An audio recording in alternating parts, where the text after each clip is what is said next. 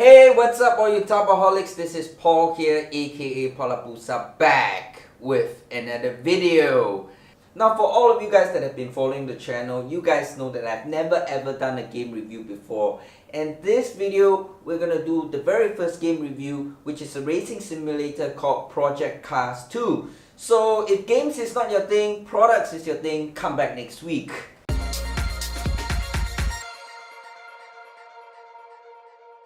Whether be it subscribers or my friends, most of them know that I'm a proper petrol head and I'm really into cars. I used to own a souped up STI and I went to the track pretty often when I was younger. And that's what all this setup is for. It's not for editing, not for YouTube or anything.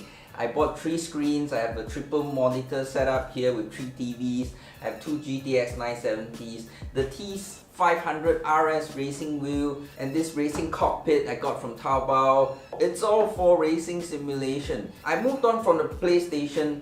I used to be a Gran Turismo fan, but when I found out that you need 3 PlayStations to connect to 3 screens, I moved over straight away to the PC because one PC can power 3 monitors and I'm not getting 3 PlayStations for a triple monitor setup. To be honest, once you play a racing game on 3 screens, you'll never go back to 1 screen because the field of view is so wide and you need that in racing. You need to know where the apex is to cut into the corners and things like that. I don't want to bore you with the details, but if you haven't tried a triple screen racing simulator, please do check it out. Now when I moved into the world of PC gaming, I checked out all the racing titles available and the best one there is out there, and Project Cars stand out to me a lot. They won the Racing Game of the Year. I bought the game and I tried it and it was freaking awesome. The force feedback is unparalleled to any of the games that I played. The feedback you get from the road, the feedback you get when you're spinning out and trying to fight the steering, gaining control back from the car. Now the first game has its issues and it puts people off playing the game. The very big issue, the number one issue, is the 101 settings.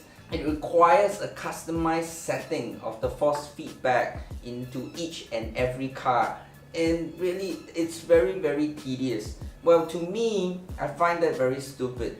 Every car has its own characteristics, every car's handling is different and the steering feel is different. So I would appreciate if the developers just input that into the game itself. Now the second big reason why I hate the game is the lack of Japanese cars. Now ask any petrol head, majority of them would be fans of the Fast and Furious series. Same for myself. However, a lot of people did not like the Fast and Furious Tokyo Drift. That was actually one of my favorite edition of the series. It featured a lot of JDM cars, drift cars, race cars, and I really liked it. Except for the guy with the Texas accent, I really hate his accent. He was just there for that one show and then he's gone. No offense, but I'm probably not going to be here long enough. It's really one of my favorite movies in the series. Even Keiichi Tsuchiya, the Drift King himself, made a cameo in the movie itself, which was really cool. It would have drifting Evos, RX-7s. There was a lot of feature on Japanese cars, which was lacking in the first one. And I really wanted to see more Japanese cars in Project Cars 2. So let's not say anything more, let's get this game set up and let's go into the game. I'm gonna do one round of Nurburgring, which is my favorite track of the game, and let's go. And of course the JDMs that I mentioned earlier, they've got Mitsubishi, Nissan. Have they got the Honda? Yes, they've got Honda as well. You know, all these Japanese car makers they've included. So yeah, I mean, I'm quite happy with the car selection definitely in this game. The force feedback settings is much more simplified now. You don't have to customize the force feedback to each and every car. It's just one setting for your own preference. So raw is really like raw feedback from the road, and then there is immersive, which simulates the feedback from the real world. And so you always need to toggle around is the gain and the volume.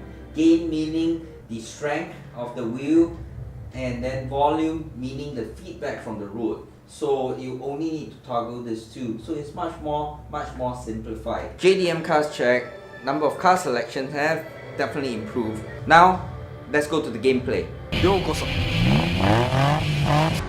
Let's see what you got.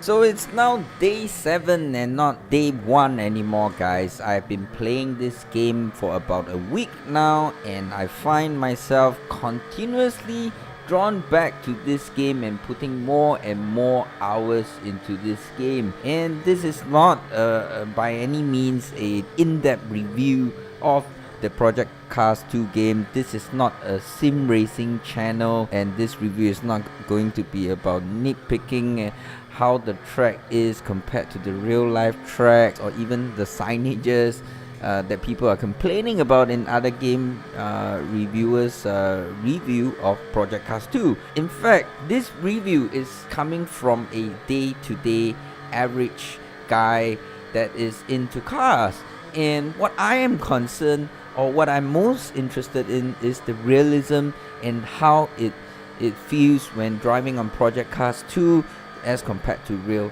life. So with that, I am really amazed and impressed by the game itself. Physics and force feedback is the most important thing that I look out for, and I must report back that these two aspects, they've really nailed it. If you look at the gameplay itself, you'll notice that if you go over humps or bumps, or if there is a change in elevation, the way the dashboard moves, the way the whole car moves in relation to the outside is very real. I really like the attention to detail. If you look closely enough in the windscreen, you can see the reflection from the dashboard, from the leaves. You can also see dirt on the windscreen, as what normal cars do have. So physics, absolute plus point in Project Cars 2.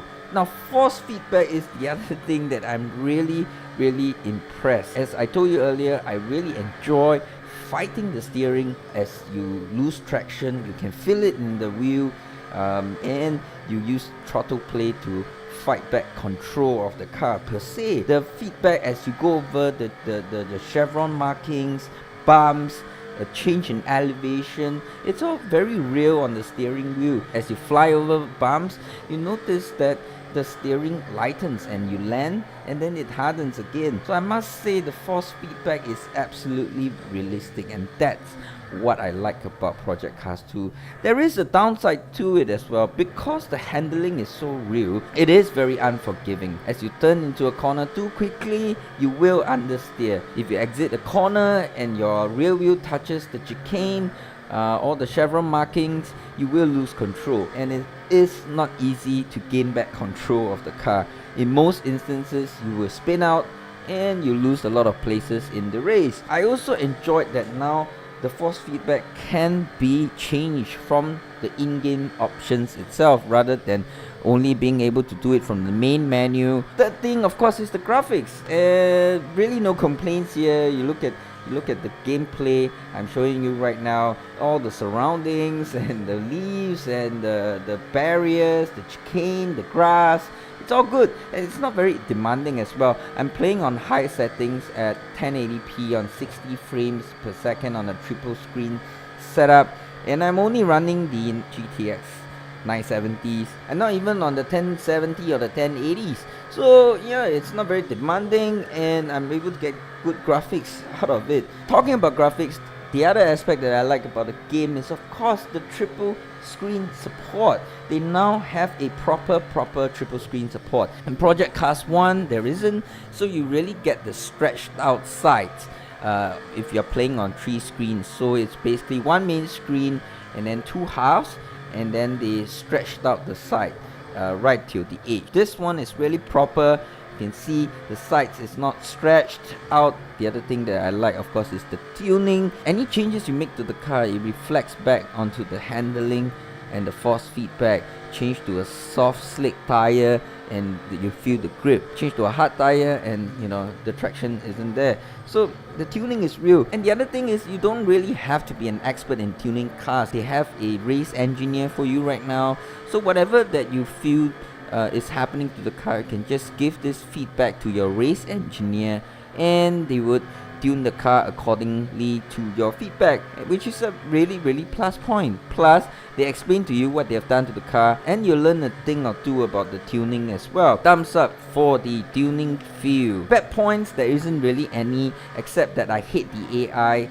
At some tracks, when you're off a standing start, it seems they've got a boosted start, you know, and they just speed up at the start line itself, like amazing speed, and they bump into you. So that's the only thing that I didn't like about the game itself. Overall, what I can say is, guys, if you're looking for something that will be able to give you a realistic simulation of racing and driving, then look no further. Project Cars is the one for you. If you don't want to buy 3 Xbox or 3 PlayStations to have a triple screen setup to get that immersive racing feeling, this is the one for you. Excellent game, definitely a treasure in my opinion. A solid 8.5 upon 10 from me. And with that, guys, we've come to the end of the video. Hope you guys like it, and if you're still here, thank you all for watching. I'll see you in the next one. This is Paul here, signing off. Ciao.